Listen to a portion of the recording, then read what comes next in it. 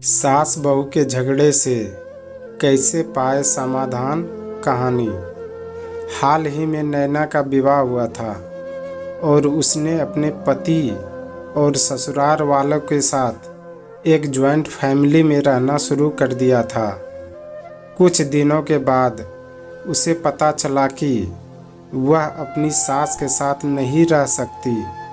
नैना की सास रूढ़िवादी थी, जबकि नैना आधुनिक जीवन शैली जीने वाली लड़की थी। जल्द ही उनके बीच झगड़े होने लगे। कई महीने के बीत जाने के बाद भी दोनों में से कोई भी अपना व्यवहार बदल नहीं पाया। समय के साथ साथ नैना और ज़्यादा आक्रामक हो गई और उसे अपनी सास से नफरत होना शुरू हो गया। वह सोचने लगे कि कैसे अपनी सास से छुटकारा पाया जाए।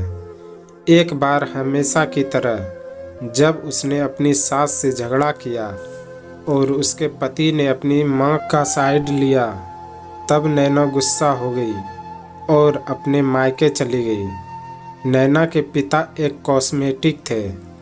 उसने अपने पिता को पूरी बात बताई।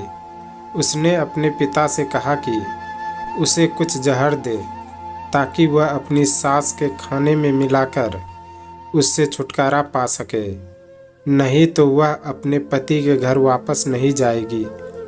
नैना के पिता को यह सब जानकर काफ़ी दुख हुआ और उन्होंने अपनी बेटी से कहा, अगर तुम अपनी सास को जहर देती हो तो तुम और मैं दोनों जेल जाएंगे।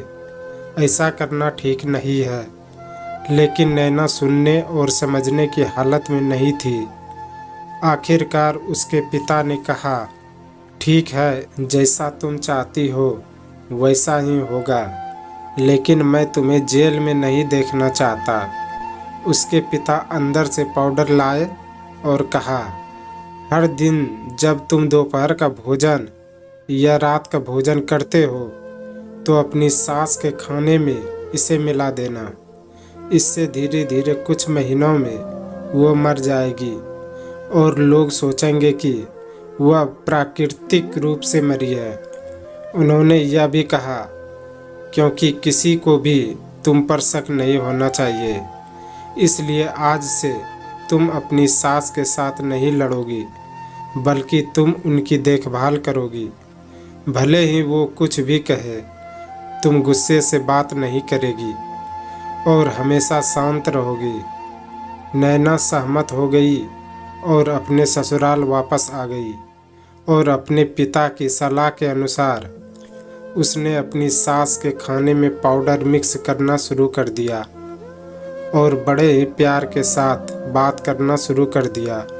समय बीतने के साथ साथ नैना की सास का नेचर भी बदलना शुरू हो गया, क्योंकि नैना अब अपनी सास की बहुत देखभाल करने लगी थी। इसलिए उसकी सास भी उसके प्रति नम्र होने लगी और प्यार से बात करने लगी।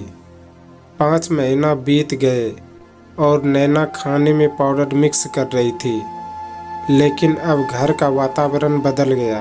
कोई झगड़े नहीं थे, दोनों एक दूसरे की तारीफ करते। अब ऐसा लगता था कि मानो दोनों का रिश्ता माँ और बेटी का रिश्ता हो। अब नैना को चिंता होने लगी कि पाउडर की वजह से उसकी सास जल्द ही मर सकती है। वह अपने पिता के घर पर गई और उनसे कहा, पिताजी, कृपया मुझे उस जहरीली पाउडर के प्रभाव को ठीक करने के लिए इलाज बताएं। मैं अपनी सास को खोना नहीं चाहती। वह मेरी माँ की तरह है और मैं उससे अब बहुत प्यार करती हूँ। उसके पिता मुस्कुराए और कहा, कौन सा जहर? मैंने तुम्हें बस एक स्वीटनर दिया था। नैना हैरान थी और उसने अपने पिता से पूछा कि उन्होंने ऐसा क्यों किया। पिता ने कहा, बेटा, अगर तुम किसी दूसरे इंसान से प्यार चाहते हो तो तुम्हें भी उसे प्यार देना होगा। रिश्ते एक गाड़ी की तरह होते हैं और हम उन पर लगे पहिए की तरह। जब तक सभी पहिए ठीक से आगे नहीं बढ़ेंगे तब तक गाड़ी ठीक से नहीं चल सकती। इसी बात का एहसास दिलाने के लिए मैंने ऐसा किया। और तुम्हें अपनी सास के प्रति नम्र रहने के लिए कहा। तुम्हारी अच्छाई देखकर उन्होंने भी अपने आप को बदला और तुम्हें समझना शुरू किया। तुम दोनों ने एक दूसरे के लिए अपने आप को बदला। यही कारण है कि तुम अपनी सास के लिए आज मेरे पास भागते हुए आई हो। नैना अपने पिता की बात समझ चुकी है। हर इंसान अपनी परिस्थितियों का शिकार होता है। यह अक्सर कई मतभेदों को जन्म दे सकता है। हालांकि हमें एक दूसरे को समझने की कोशिश करनी चाहिए और एक दूसरे के साथ एक स्वस्थ बंधन बनने के लिए थोड़ा अपने आप को भी बदलना चाहिए।